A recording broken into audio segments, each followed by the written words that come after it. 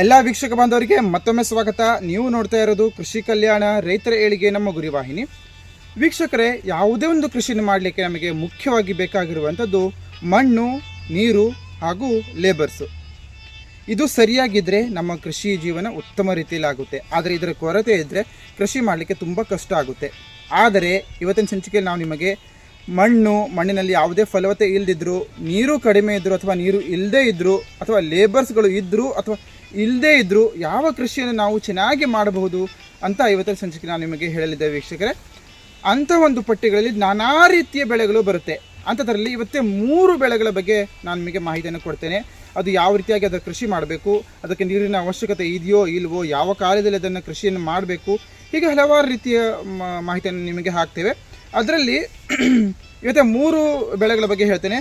ಒಂದು ದಾಲ್ಚಿನ್ನಿ ಬೆಳೆ, ಒಂದು ನಮ್ಮ ಒಂದು ಚಿಕ್ಕು ಬೆಳೆ, ಮತ್ತೊಂದು ತೆಂಗು ಬೆಳೆಯ ಬಗ್ಗೆ ಮಾಹಿತಿಯನ್ನು ಕೊಡ್ತೇನೆ. ಇದರಲ್ಲಿ ಈ ದಾಲ್ಚಿನ್ನಿ ಬೆಳೆ ಇಲ್ಲಿ ನೋಡಿ, ಇದು ದಾಲ್ಚಿನ್ನಿ ಗಿಡ. ಈ ದಾಲ್ಚಿನ್ನಿಗೆ ಹೆಚ್ಚಾಗಿ ನೀರಿನ ಅವಶ್ಯಕತೆಯೇ ಇಲ್ಲ. ಹೆಚ್ಚಾಗಿ ಅಂತ ಅಲ್ಲ, ನೀರಿನ ಅವಶ್ಯಕತೆಯೇ ಇಲ್ಲ.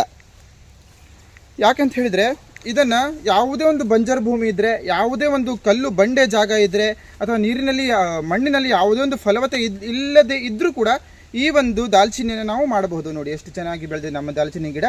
ಈ ರೀತಿಯಾಗಿ ಈ ದಾಲ್ಚಿನ್ನಿ ಕೃಷಿ ನಾವು ಮಾಡಬಹುದು.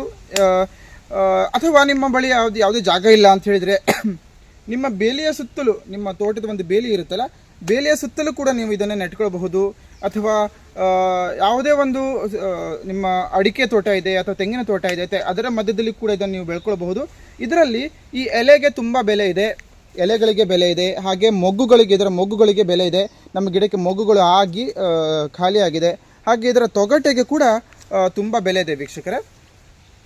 ಇದರ ಗಿಡಗಳು ಎಲ್ಲಿ ಸಿಗುತ್ತೆ ಅಂತ ಹೇಳಿದರೆ, ಇದರ ಗಿಡಗಳು ಎಲ್ಲ ರೀತಿಯ ಒಂದು ನರ್ಸರಿಗಳಲ್ಲಿ ಸಿಗುತ್ತೆ. ಗೌರ್ಮೆಂಟ್ ನರ್ಸರಿಗಳಿರುತ್ತೆ, ಕೃಷಿ ಭಾರತಿ ಆಗಿರ್ಬೋದು, ಹಾರ್ಟಿಕಲ್ಚರ್ ಆಫೀಸ್ ಆಗಿರ್ಬೋದು, ಇಂಥ ಗೌರ್ಮೆಂಟ್ ಯಾವುದೇ ಒಂದು ಇದರಲ್ಲಿ ಸಿಗುತ್ತೆ, ನಿಮಗೆ ನರ್ಸರಿಗಳಲ್ಲಿ ಸಿಗುತ್ತೆ. ಅಥವಾ ಯಾವುದೇ ಇದರಲ್ಲಿ ಸಿಗಲಿಲ್ಲ ಅಂತ ಹೇಳಿದರೆ ನಮ್ಮ ಬಳಿಯಲ್ಲಿ ಇದರ ಬೀಜಗಳು ಲಭ್ಯವಿರುತ್ತೆ. ಆದರೆ ಈಗ ಸೀಸನ್ ಖಾಲಿ ಆಗಿರೋದ್ರಿಂದ ಅದರ ಬೀಜಗಳು ಖಾಲಿ ಆಗಿದೆ. ಮುಂದಿನ ವರ್ಷ ನಾನು ನಿಮಗೆ ಬೀಜಗಳನ್ನು ಪೂರೈಕೆ ಮಾಡಲಿಕ್ಕೆ ನಿಮಗೆ ಟ್ರೈ ಮಾಡ್ತೇವೆ. ಇದರ ಸಸ್ಯಗಳಿಗೆ, ಗಿಡಗಳಿಗೆ ಎಷ್ಟು 40 ರಿಂದ 50 ರೂಪಾಯಿಗೆ ಒಂದು ಸಸಿ ಇರುತ್ತೆ. ಇದು ಕಸಿ ಸಿಗೋದಿಲ್ಲ, ಡೈರೆಕ್ಟ್ ಬೀಜ ಹಾಕಿ ಎಪ್ಸಿರುವಂಥ ಸಸಿ ಸಿಗುತ್ತೆ. 40 ರಿಂದ 50 ರೂಪಾಯಿಗೆ ಒಂದು ಸಸಿ ಇರುತ್ತೆ. ಇದನ್ನು ನಾಟಿಯನ್ನು ಹೇಗೆ ಮಾಡಬೇಕಪ್ಪ ಅಂತ ಹೇಳಿದ್ರೆ, ಯಾವುದೇ ಒಂದು ಬಂಜರು ಭೂಮಿ ಆಗಲಿ, ಯಾವುದೇ ಒಂದು ಬಂಜರು ಭೂಮಿ ಅಥವಾ ಕಲ್ಲು ಬಂಡೆ ಇರುವಂಥ ಜಾಗದಲ್ಲಿ ಇದನ್ನು ನೆಡೋದಾದರೆ ನೀವು ಕಡಿಮೆ ಅಂದರೂ ಕೂಡ ಒಂದು 15 ರಿಂದ 20 ಅಡಿಯಷ್ಟು ದೂರದಲ್ಲಿ ಒಂದು ಸಾಧಾರಣವಾದ ಒಂದು ಗುಂಡಿಯನ್ನು ತೆಗೆದು ಅದರಲ್ಲಿ ನೆಟ್ಟಿ ಇಟ್ಬಿಡಿ. ಇದನ್ನು ನಾಟಿ ಮಾಡಲಿಕ್ಕೆ ಒಳ್ಳೆ ಸಮಯ ಯಾವುದು ಅಂತ ಹೇಳಿದರೆ, ಮುಂಗಾರಿನ ಫಸ್ಟ್ ಮಳೆ ಬರುತ್ತೆ, ಮಳೆಯಲ್ಲಿ ಫಸ್ಟ್ ಮಳೆ ಬರುತ್ತೆ, ಮುಂಗಾರು ಮಳೆ. ಅಂಥ ಸಮಯದಲ್ಲಿ ಇದನ್ನು ನಾಟಿ ಮಾಡಿದರೆ ಸಾಕಾಗುತ್ತೆ ನೀವು. ಯಾಕೆ ಅಂತ ಹೇಳಿದರೆ, ಸ್ವಲ್ಪ ಪ್ರಮಾಣದಲ್ಲಿ ಸ್ಟಾರ್ಟಿಂಗಲ್ಲಿ ನೀರು ಬೇಕಾಗುತ್ತೆ ಬೇರನ್ನು ನೆಲದಲ್ಲಿ ಬಿಡಲಿಕ್ಕೆ. ಅದರ ನಂತರ ನೀವು ಇದಕ್ಕೆ ಯಾವುದೇ ನೀರಿನ ಪೂರೈಕೆ ಮಾಡಬೇಕಂತ ಇಲ್ಲ, ಯಾವುದೇ ಗೊಬ್ಬರ ಹಾಕಬೇಕಂತ ಇಲ್ಲ, ಯಾವುದೇ ಮೇಂಟೆನೆನ್ಸ್ ಮಾಡಬೇಕಂತ ಇಲ್ಲ. ಕ್ರಮೇಣ 2 ರಿಂದ 3 ವರ್ಷಗಳ ನಂತರ ಇದರ ಕಟಾವನ್ನು ನೀವು ಮಾಡಲಿಕ್ಕೆ ಸ್ಟಾರ್ಟ್ ಮಾಡ್ಬೋದು. ಇದರ ಎಲೆಗಳನ್ನು ತೆಗೆದು ಬಿಸಿಲಲ್ಲಿ ನೆರಳಲ್ಲಿ ಒಣಗಿಸಬೇಕು. ಇದರ ಮೊಗ್ಗುಗಳನ್ನು ಅರಳಕ್ಕಿಂತ ಮುಂಚೆ, ಹೂವಾಗೋಕ್ಕಿಂತ ಮುಂಚೆ ಅದನ್ನು ಕಿತ್ತಿ ಅದನ್ನು ಕೂಡ ನೆರಳಲ್ಲಿ ಒಣಗಿಸಿ ಅದನ್ನು ಮಾರಾಟ ಮಾಡಬೇಕು. ಸೊ ಈ ರೀತಿಯಲ್ಲಿ ಇದರ ಒಂದು ನಾಟಿ ಪದ್ಧತಿ ಇದೆ ವೀಕ್ಷಕರೇ. ಇನ್ನು ನೆಕ್ಸ್ಟ್ ಹೇಳಬೇಕಂತ ಹೇಳಿದರೆ, ತೆಂಗಿನ ಕೃಷಿ ಬಗ್ಗೆ ಮಾಹಿತಿಯನ್ನು ಕೊಡ್ತೇನೆ. ತೆಂಗಿಗೂ ಕೂಡ ಇದಕ್ಕಂತೂ ಒಂದು ಹನಿ ನೀರಿಲ್ಲದೆ ಇದ್ರೂ ಕೂಡ ಇದು ಆಗುತ್ತೆ. ತೆಂಗಿಗೂ ಕೂಡ ಅತೀ ಕಡಿಮೆ ನೀರು, ತುಂಬ ಕಡಿಮೆ ನೀರಿದ್ರೂ ಕೂಡ ಅದನ್ನು ಬೆಳೆಯಬಹುದು. ನಾನು ನೋಡಿದ್ದೇನೆ ತುಂಬ ಕಡೆ ನೀರಿನ ಪೂರೈಕೆನೇ ಮಾಡೋದಿಲ್ಲ, ಆದರೂ ಅದರಲ್ಲಿ ತೆಂಗಿನ ಕಾಯಿಗಳು ಚೆನ್ನಾಗಿ ಬಿಟ್ಟಿರುತ್ತೆ. ಸೊ ಇವಾಗ ನಾನು ನಿಮಗೆ ತೆಂಗಿನ ಕೃಷಿ ಬಗ್ಗೆ ಮಾಹಿತಿಯನ್ನು ಕೊಡ್ತೇನೆ. ಅದರ ನಂತರ ಚಿಕ್ಕು ಕೃಷಿ ಬಗ್ಗೆ ಮಾಹಿತಿಯನ್ನು ಕೊಡ್ತೇನೆ. ಅದಕ್ಕಿಂತ ಮುಂಚೆ ಇವತ್ತು ನಮ್ಮ ಕ್ಯಾಮ್ರಾಮ್ಯಾನ್ ಯಾರಂತ ನೋಡಿ ಒಂದ್ಸಲ ತೋರಿಸ್ತೇನೆ ನಿಮಗೆ. ನೋಡಿ ನಮ್ಮ ಕ್ಯಾಮ್ರಾಮ್ಯಾನ್ ನೋಡಿ, ಇವತ್ತೇ ಶಾಲೆಗೆ ರಜೆ ಇತ್ತು. ಹಾಯ್, ಇವತ್ತು ಶಾಲೆಗೆ ರಜೆ, ನಾಗರ ಪಂಚಮಿ ಸಲುವಾಗಿ ಶಾಲೆಗೆ ರಜೆ ಇತ್ತು. ಹಾಗಾಗಿ ನಾನು ಬರ್ತೇನೆ ವಿಡಿಯೋ ಮಾಡಲಿಕ್ಕೆ ಅಂತ ಹೇಳಿದ್ದಾನೆ. ಸೊ ನೋಡಿ ಒಂದ್ಸಲ ನಮ್ಮ ದಾಲ್ಚಿನ್ನಿ ಗಿಡ ಯಾವ ರೀತಿ ಇದೆ. ಇವಾಗ ಬನ್ನಿ ವೀಕ್ಷಕರೇ, ಹೋಗೋಣ ನಮ್ಮದು ತೆಂಗಿನ ತೋಟದ ಹತ್ರ ಹೋಗೋಣ ಬನ್ನಿ. ನೋಡಿ ವೀಕ್ಷಕರೇ, ಇವತ್ತಿನ ನಮ್ಮದು ಸೆಕೆಂಡ್ ಬೆಳೆ ಯಾವುದಪ್ಪ ಅಂತ ಹೇಳಿದರೆ ತೆಂಗಿನ ಬೆಳೆ. ಈ ತೆಂಗಿನ ಗಿಡಕ್ಕೂ ಕೂಡ ನೀರು ಇಲ್ದಿದ್ರೂ ಕೂಡ ಆಗುತ್ತೆ. ಆದರೆ ಸ್ವಲ್ಪ ಪ್ರಮಾಣದಲ್ಲಿ ನೀರನ್ನು ಇದಕ್ಕೆ ಪೂರೈಕೆ ಮಾಡಿದರೆ, ಸೋನೆಪೆ ಸುಹಾಗ ಅಂತ ಹೇಳ್ತಾರಲ್ಲ ಆ ರೀತಿಯಾಗಿ ಸ್ವಲ್ಪ ಜಾಸ್ತಿ ನೀರು ನಾವು ಪೂರೈಕೆ ಮಾಡಿದರೆ ಒಳ್ಳೆ ರೀತಿಯ ಒಂದು ಆದಾಯವನ್ನು ಇದರಲ್ಲಿ ಗಳಿಸ್ಕೊಳ್ಬೋದು. ಇದು ನಮ್ಮದೇ ತೋಟದಲ್ಲಿ ಬೆಳೆದಿರುವಂತಹ ಒಂದು ಇದರ ಸಸಿ. ನಮ್ಮದು ನರ್ಸರಿ ಇದೆ, ತೆಂಗಿನಕಾಯಿ ಗಿಡಗಳು ಸಿಗುತ್ತೆ ನಮ್ಮಲ್ಲಿ. ನೋಡಿ ಇದನ್ನು ನಾನು ತೆಕ್ಕೊಂಡು ಬಂದಿದ್ದೇನೆ ನಿಮಗೆ ತೋರಿಸ್ಲಿಕ್ಕೆ ಅಂತ ಹೇಳಿ. ಸೊ ತೆಂಗಿನ ಕೃಷಿಯಲ್ಲಿ ವೀಕ್ಷಕರೇ, ಇದಕ್ಕೂ ಕೂಡ ತುಂಬ ಕಡಿಮೆ ನೀರಿನ ಒಂದು ಅವಶ್ಯಕತೆ ಇದೆ. ನೀರು ಕಡಿಮೆ ಇದ್ರೂ ಕೂಡ ಆಗುತ್ತೆ ಇದು. ಆದರೆ ನೀರನ್ನು ಪೂರೈಕೆ ಮಾಡಿದರೆ ತುಂಬ ಚೆನ್ನಾಗಿ ಮತ್ತು ದುಪ್ಪಟ್ಟು ಇಳುವರಿ ನಾವು ಇದರಲ್ಲಿ ಪಡ್ಕೊಳ್ಬೋದು. ತೆಂಗಿನ ಮರ ವೀಕ್ಷಕರೇ ತುದಿಯಿಂದ ಹಿಡಿದು ಬೇರಿನವರೆಗೆ ಇದರಲ್ಲಿ ಒಂದು ಫುಲ್ ಲಾಭನೇ ಇದೆ. ಇದರಲ್ಲಿ ನಾವು ತೆಂಗಿನಕಾಯಿಯನ್ನು ಮಾಡಿ ಮಾರ್ಬೋದು, ಅಥವಾ ಒಣ ತೆಂಗಿನಕಾಯಿಯ ಒಂದು ಎಣ್ಣೆಯನ್ನು ತೆಗೆದು ನಾವು ಮಾರ್ಬೋದು. ಮತ್ತು ಇದರಲ್ಲಿ ನಾವು ಎಳನೀರನ್ನಾಗಿ ಮಾಡಿ ಮಾರ್ಬೋದು. ಈಗಿನ ಕಾಲದಲ್ಲಿ ನಿಮಗೆ ಗೊತ್ತಿರೋ ಪ್ರಕಾರ ಎಳನೀರಿಗೆ ಮಾರುಕಟ್ಟೆ ತುಂಬ ಬೆಲೆ ಇದೆ. ಒಂದು ಎಳನೀರಿಗೆ 40 ರೂಪಾಯಿ ಹಾಗೆ ಮಾರ್ತಾರೆ. ನಮ್ಮ ಬಳಿಯಲ್ಲಿ ನಮ್ಮ ಸ್ಪಾಟಲ್ಲಿ ಬಂದು 20 ರೂಪಾಯಿಗೆ ಒಂದು ಎಳನೀರನ್ನು ತಗೊಂಡು ಹೋಗ್ತಾರೆ ಅವರು. ಸೊ ಹಾಗಾಗಿ ನಾವು ಎಳನೀರಿಗಂತ ಕೆಲವೊಂದು ಗಿಡಗಳನ್ನ ನೆಟ್ಟಿದ್ದೇವೆ. ಇದಕ್ಕೆ ನಾವು ನೀರಿನ ಒಂದು ಕನೆಕ್ಷನ್ನ ಕೊಡಲಿಲ್ಲ. ಇಲ್ಲಿ ನೋಡಿ, ಇದು ನಮ್ಮದು ಮತ್ತು ದೊಡ್ಡ ತೆಂಗಿನ ಮರಗಳು ಮೇಲ್ಗಡೆ ಕಾಣಿಸುತ್ತಲ್ಲ ನಿಮಗೆ, ಅದೆಲ್ಲ ನಮ್ಮ ದೊಡ್ಡ ತೆಂಗಿನ ಮರಗಳು. ಅದು ಕಡಿಮೆ ಅಂದರೂ ಕೂಡ ಒಂದು 40 ವರ್ಷದ ತೆಂಗಿನ ಗಿಡಗಳು. ಅವು ಏನಪ್ಪ ಅಂತ ಹೇಳಿದರೆ ಲೇಟ್ ಪೀಕ್ ಬರುವಂಥ ಒಂದು ತೆಂಗಿನ ಗಿಡಗಳು. ಕಡಿಮೆ ಅಂದರೂ ಕೂಡ ಒಂದು 10 ವರ್ಷದ ನಂತರ ಅದಕ್ಕೆ ಪೀಕ್ ಬರುತ್ತೆ ಅಂಥ ಗಿಡಗಳು. ಇವು ಡ್ವಾರ್ಫ್ ತೆಂಗಿನ ಗಿಡಗಳು ಅಂತ ಹೇಳಿ. ನಿಮ್ಮ ಬಳಿಯಲ್ಲಿ ಯಾವುದೇ ಕಡಿಮೆ ನೀರು ಇರುವಂಥ ಜಾಗ ಇದ್ದರೆ ನೀವು ಡ್ವಾರ್ಫ್ ತೆಂಗಿನ ತಳಿಯನ್ನು ಹಚ್ಕೊಂಡು ಅದರ ಒಂದು ಕೃಷಿನ ಮಾಡಬಹುದು. ಇದು ಎರಡನೇ ವರ್ಷದ ನಂತರದಿಂದ ಇದು ಫಲ ಬೀಳಲಿಕ್ಕೆ ಸ್ಟಾರ್ಟ್ ಆಗುತ್ತೆ. ಸೊ ಅದನ್ನು ತಂದು ನೆಟ್ಟಿದ್ದೆ ನಾವು. ಇದನ್ನು ನಾವು ಎಳ್ನೀರಿಗಾಗಿ ತಂದು ನೆಟ್ಟಿದ್ದೇವೆ. ಇಷ್ಟಿಷ್ಟು ಎತ್ತರಕ್ಕೆ ಅದು ಎಳ್ನೀರು ಬಿಡುತ್ತೆ ಇದಕ್ಕೆ. ಸೊ ಇದು ಒಂದು ತೆಂಗಿನ ಕೃಷಿ ಮಾಡೋದು ಕೂಡ ಕಡಿಮೆ ನೀರಿದ್ದವರಿಗೆ ಒಂದು ಉತ್ತಮವಾದಂತಹ ಕೃಷಿ ಒಂದು ಐಡಿಯಾ ಅಂತ ನಾನು ಹೇಳ್ತೇನೆ. ಸೊ ಇದರ ಒಂದು ನಾಟಿ ಪದ್ಧತಿ ಹೇಗಪ್ಪ ಅಂತ ಹೇಳಿದರೆ, ನಾವು 5 ಅಗಲ 5 ಉದ್ದ ಈ ರೀತಿ ಗುಂಡಿಯನ್ನು ತೆಗೆದು ನಾವು 3 ಅಡಿ ಆಳದಷ್ಟು ನಾವು ಗುಂಡಿಯನ್ನು ತೆಗಿಬೇಕು. ಅದರಲ್ಲಿ ಒಂದು 10 ಬುಟ್ಟಿಯಷ್ಟು ನಾವು ಮರಳನ್ನು ಹಾಕಬೇಕು. ಹಾಗೆ ಒಂದು 3-4 ಚೀಲದಷ್ಟು 3-4 ಕವರ್ನಷ್ಟು ನಾವು ಅದರಲ್ಲಿ ಇದು ಉಪ್ಪನ್ನು ಹಾಕಬೇಕು. ಸ್ವಲ್ಪ ಸೆಗಣಿ ಗೊಬ್ಬರವನ್ನು ಮಿಕ್ಸ್ ಮಾಡಿ, ಸ್ವಲ್ಪ ಮಣ್ಣನ್ನು ಮಿಕ್ಸ್ ಮಾಡಿ ತೆಂಗಿನ ಗಿಡವನ್ನು ಅದೇ ರೀತಿಯಲ್ಲಿ ನೋಡಿ, ಈ ತೆಂಗಿನ ಗಿಡವನ್ನು ಈ ರೀತಿಯಲ್ಲಿ ಅದನ್ನು ಇಡಬೇಕು. ಮತ್ತು ಮಣ್ಣು ಫುಲ್ ಮೇಲ್ಗಡೆ ಬರಬಾರ್ದು. ತೆಂಗಿನಕಾಯಿಗೆ ಫುಲ್ ಇದೇ ಲೆವೆಲಲ್ಲೇ ಇರಬೇಕು. ಯಾವತ್ತೂ ನೆನಪಿರಲಿ, ತೆಂಗಿನಕಾಯಿಯನ್ನು ತೇಲಿಕೊಂಡು ಹಚ್ಚಬೇಕಂತ ಹೇಳ್ತಾರೆ, ಅಡಿಕೆಯನ್ನು ಆಳ ಹಚ್ಚಬೇಕಂತ ಹೇಳ್ತಾರೆ. ಸೊ ತೆಂಗಿನಕಾಯಿ ತೇಲಿ ಅಂದರೆ ಮೇಲ್ಗಡೆನೇ ಇರಬೇಕು, ಫುಲ್ ಆಳ ನೆಡಬಾರ್ದು.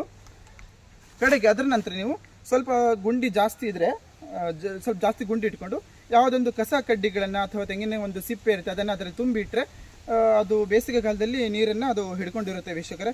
ಈ ರೀತಿ ಇದಕ್ಕೆ ಬೆಲೆ ಕೇಳಿದರೆ ಒಂದು 250 - 300 ರೂಪಾಯಿಗೆ ಒಂದು ಸಸಿ ಇರುತ್ತೆ. ಇದು ಡ್ವಾರ್ಫ್ ಅಥವಾ ಕುಬ್ಜ ತಳಿಯ ಒಂದು ಗಿಡ. ಇದು ನಮ್ಮ ಭಾಗದಲ್ಲಿ ಕುಮಟಾ ತೆಂಗಿನಕಾಯಿಗೆ ತುಂಬ ಬೆಲೆ ಇದೆ. ನಿಮಗೆ ಗೊತ್ತಿರೋ ಪ್ರಕಾರ ನಮ್ಮ ಭಾಗದಲ್ಲಿ ಕೂಡ ಕುಮಟಾ ತೆಂಗಿನಕಾಯಿಯ ರೀತಿಯಲ್ಲೇ ನಮಗೆ ತೆಂಗಿನಕಾಯಿ ಬೇಕಂತ ಹೇಳಿದರೆ ನಾನು ಯಾವ ನಾಟಿ ಪದ್ಧತಿಯನ್ನು ನಿಮಗೆ ಹೇಳಿದ್ದೇನೆ ಅದೇ ರೀತಿಯಲ್ಲಿ ನೀವು ನಾಟಿ ಮಾಡಿದರೆ ನಿಮಗೂ ಕೂಡ ಕುಮಟಾ ತೆಂಗಿನಕಾಯಿಗಳು ನೀವು ಪಡ್ಕೊಳ್ಬಹುದು. ನಿಮ್ಮ ಹತ್ರ ಸ್ವಲ್ಪ ಪ್ರಮಾಣದಲ್ಲಿ ನೀರಿದ್ರೆ 8 ದಿನಕ್ಕೆ ಒಮ್ಮೆ ಅಥವಾ 10 ದಿನಕ್ಕೆ ಒಮ್ಮೆ ಇದಕ್ಕೆ ನೀರಿನ ಪೂರೈಕೆ ಮಾಡಿದರೆ ಸಾಕಾಗ್ಬಿಡುತ್ತೆ. ಇನ್ನು ನೆಕ್ಸ್ಟ್ ನಾನು ನಿಮಗೆ ಚಿಕ್ಕು ಗಿಡದ ಒಂದು ಕೃಷಿ ಬಗ್ಗೆ ಮಾಹಿತಿಯನ್ನು ನೀಡ್ತೇನೆ. ಬನ್ನಿ ವೀಕ್ಷಕರೇ, ಇವತ್ತಿನ ಒಂದು 3ನೇ ಒಂದು ಬೆಳೆ ಬಗ್ಗೆ ಮಾಹಿತಿ ನೀಡೋದಾದ್ರೆ ಅದು ಚಿಕ್ಕು ಗಿಡ ನಮ್ಮದು. ಇದು ನೋಡಿ, ಇದು ನಮ್ಮ ಚಿಕ್ಕು ಗಿಡ ಎಷ್ಟು ದೊಡ್ಡದಿದೆ. ಈ ಚಿಕ್ಕು ಕಾಯಿಗೂ ಕೂಡ ವೀಕ್ಷಕರೇ ಯಾವುದೇ ಒಂದು ನೀರಿನ ಅವಶ್ಯಕತೆ ಇಲ್ಲ. ನೋಡಿ, ನೀರು ಪೂರೈಕೆ ಮಾಡಿದ್ರೂ ಆಗುತ್ತೆ, ಪೂರೈಕೆ ಮಾಡದೇ ಇದ್ರೂ ಕೂಡ ಆಗುತ್ತೆ. ಇದಕ್ಕೆ ನೀರು ಪೂರೈಕೆ ಮಾಡಿದರೆ ನಾವು ಹೇಳಿರೋ ಪ್ರಕಾರ ಸೋನೆಪೆ ಸುಹಾಗ ಅಂತ ಹೇಳ್ತೇವೆ, ಒಂದರ ಮೇಲೆ ಡಬಲ್ ಧಮಾಕ ಅಂತ ಹೇಳ್ತೇವೆ ನಾವು. ಆ ರೀತಿ ನೀರಿನ ಪೂರೈಕೆ ಮಾಡಿದ್ರೆ, ನೀರಿನ ಪೂರೈಕೆ ಮಾಡದೇ ಇದ್ರೂ ಕೂಡ ನಾವು ಸ್ವಲ್ಪ ಪ್ರಮಾಣದಲ್ಲಿ ಕೃಷಿಯನ್ನು ಮಾಡಬಹುದು, ಆದಾಯವನ್ನು ಗಳಿಸ್ಕೊಳ್ಬಹುದು. ನಮ್ಮ ಒಂದು ಚಿಕ್ಕು ಗಿಡದಲ್ಲಿ ಕೂಡ ನಾನಾ ರೀತಿಯ ತಳಿಗಳಿದ್ದಾವೆ.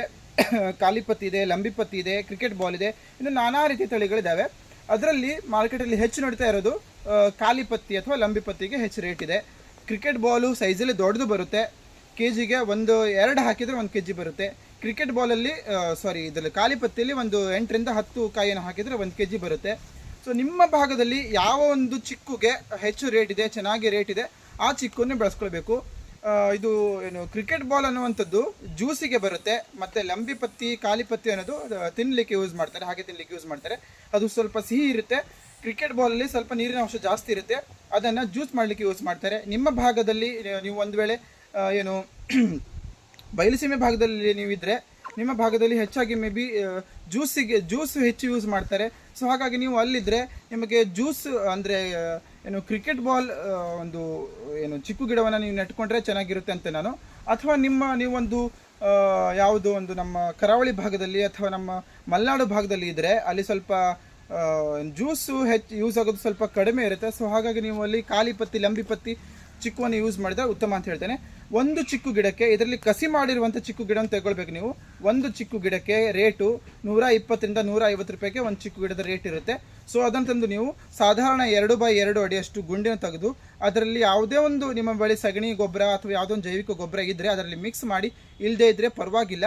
ಇದನ್ನು ನೀವು ಡೈರೆಕ್ಟಾಗಿ ಅದರ ಕವರನ್ನು ಹರಿದು 2x2 ಆಳ ಕೂಡ 2 ಅಡಿ ಇರುವಂಥ ಒಂದು ಗುಂಡಿನ ತೆಗೆದು ಅದರಲ್ಲಿ ನೀವು ಕವರನ್ನು ಹರಿದು ಅದರಲ್ಲಿ ಡೈರೆಕ್ಟಾಗಿ ಇಡಿ, ಮಣ್ಣು ಮುಚ್ಚಿಬಿಡಿ.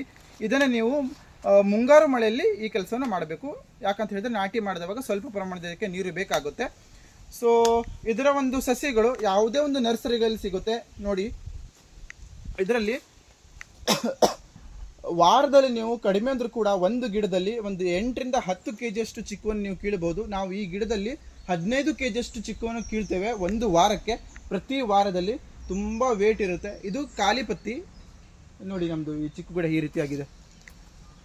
ಸೊ ವೀಕ್ಷಕರೇ, ಹೀಗೆ ನಿಮ್ಮ ಬಳಿ ಯಾವುದೇ ಒಂದು ಬಂಜರು ಭೂಮಿ ಇದ್ದರೆ, ಯಾವುದೇ ನೀರು ಇಲ್ಲದೇ ಇರುವಂಥ ನೆಲ ಇದ್ದರೆ ಅದನ್ನು ಖಾಲಿ ಬಿಡೋ ಬದಲಿಗೆ ಇವು ಮೂರಲ್ಲಿ ಯಾವುದಾದ್ರೂ ಒಂದು ಬೆಳೆನ ಬೆಳೆಸ್ಕೊಂಡು ನೀವು ಉತ್ತಮವಾದಂಥ ಆದಾಯವನ್ನು ಗಳಿಸ್ಕೊಳ್ಬೋದು ವೀಕ್ಷಕರೇ. ಆ ನಿಟ್ಟಿನಲ್ಲಿ ಈ ಒಂದು ಸಂಚಿಕೆ ನಾನು ಮಾಡಿದ್ದೇನೆ. ಇನ್ನು ಮುಂದಿನ ದಿನಗಳಲ್ಲಿ ಇನ್ನೂ ತುಂಬ ಬೇರೆ ಬೇರೆ ಬೇರೆ ಬೇರೆ ರೀತಿಯ ಬೆಳೆಗಳಿದ್ದಾವೆ. ನೀರು ಕಡಿಮೆ ಇದ್ದವರು, ಬಂಜರು ಭೂಮಿ ಇದ್ದವರು, ಲೇಬರ್ಸ್ ಪ್ರಾಬ್ಲಮ್ ಇದ್ದವರು, ನೀರಿನ ಮಣ್ಣಿನಲ್ಲಿ ಫಲವತ್ತತೆ ಇಲ್ಲದೆ ಇದ್ದವರಿಗೆ ಯಾವ ಒಂದು ಬೆಳೆಯನ್ನು ಬೆಳೆಯಬೇಕು ಅನ್ನೋದ್ರ ಬಗ್ಗೆ ತುಂಬ ಬೆಳೆ ಇದ್ದಾವೆ. ಸೊ ಮುಂದಿನ ಸಂಚಿಕೆಯಲ್ಲಿ ಆ ಎಲ್ಲ ಬೆಳೆಗಳ ಬಗ್ಗೆ ಮಾಹಿತಿಯನ್ನು ನಿಮಗೆ ನೀಡಲಿಕ್ಕೆ ಪ್ರಯತ್ನ ಮಾಡ್ತೇನೆ. ಇವತ್ತಿನ ಈ ಸಂಚಿಕೆ ಹೇಗೆ ಅನಿಸ್ತು ನಿಮಗೆ ಕಮೆಂಟ್ ಮೂಲಕ ನಮಗೆ ತಿಳಿಸಿ ವೀಕ್ಷಕರೇ. ಇಷ್ಟ ಆದರೆ ನಿಮ್ಮ ಫ್ರೆಂಡ್ಸ್ ಜೊತೆ, ಫ್ಯಾಮಿಲಿ ಜೊತೆ ಶೇರ್ ಮಾಡಿ.